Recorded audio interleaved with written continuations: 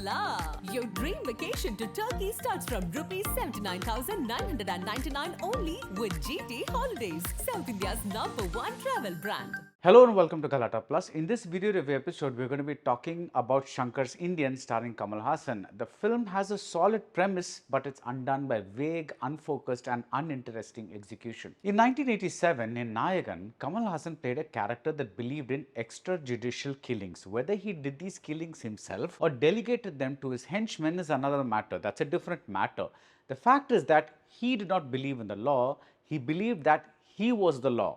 But his daughter and the film raise this question: who are you to decide right and wrong?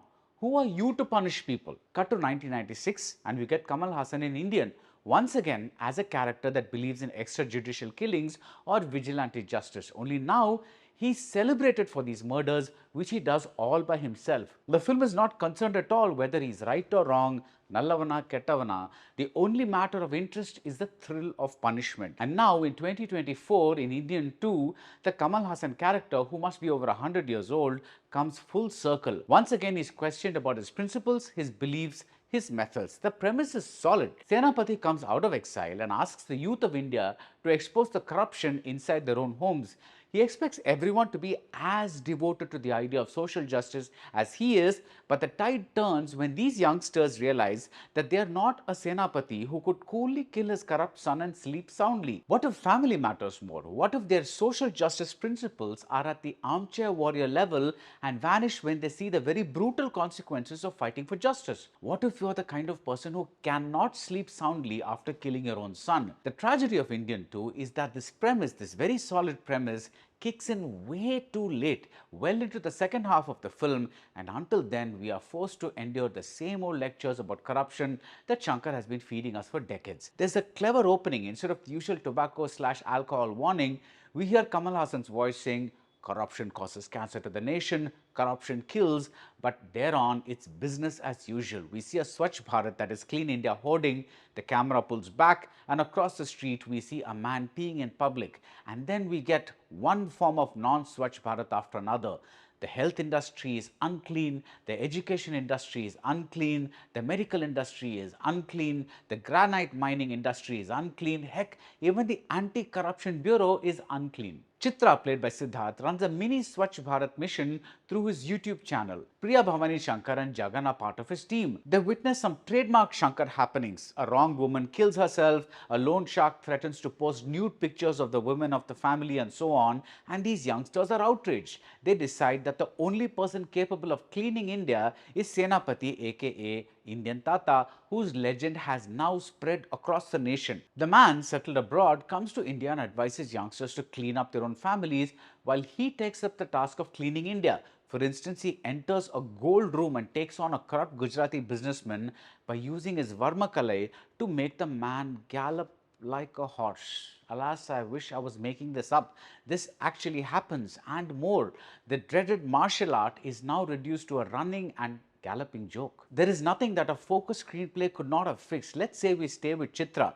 Let's say we see his journey as an activist in contrast with Senapati's journey as an activist. Just like the older man had a family, Chitra has a mother and father. And like Senapati, Chitra is forced to take some tough calls. You could even say that Chitra is the Senapati of the smartphone era. The difference is that he won't kill people. So how do these two people collide? This older man and this younger man who want the same thing, a clean India, but in different ways. Okay, for commercial purposes, you bring in a love interest for Chitra, played by Rakul Preet Singh. And there's a running thread in the form of a cartoon character, a modern day version of R.K. Lakshman's Common Man. Sounds nice? But the writing here is all over the place and it is hard to care for anything or everyone.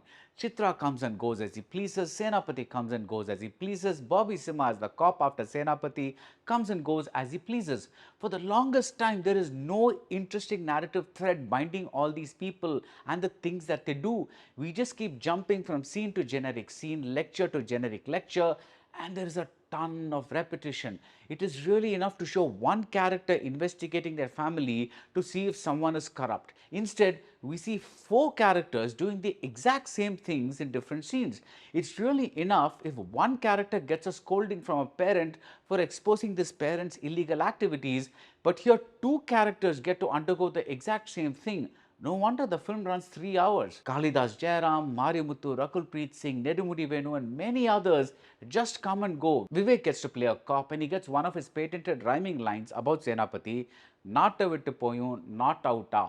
As comedy, it isn't a great punch, but I got a little nostalgic seeing the actor. But the old style melodrama did not make me nostalgic at all. Whether it is the reason Chitra has his name, there's some Amma sentiment there, or why a perfectly independent young woman is being told that no one will marry her if her family name is spoiled. I kept thinking at least the set pieces would deliver, but an anti-gravity scene, for instance, is just talk and more talk.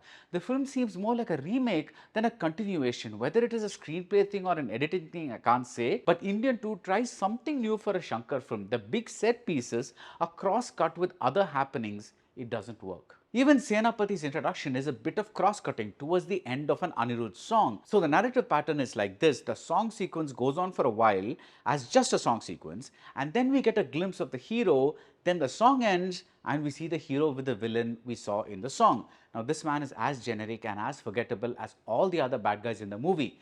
I felt the sequence where Senapati returns to India would have made a much better introduction scene, given that it brings back the past, that is Nedumudi Venu, the future, that is Bobby Sima, and acts of mass heroism. Anyway, Kamal Haasan hardly gets any room to flex his skills. The character is one note, and because he is so invincible, there is zero suspense about his fate. The line from Tevar Magan, Poi Pulla Kutigala Padika Vengada, is used by a character here that doesn't help at all. One, it reminds us of a far better film.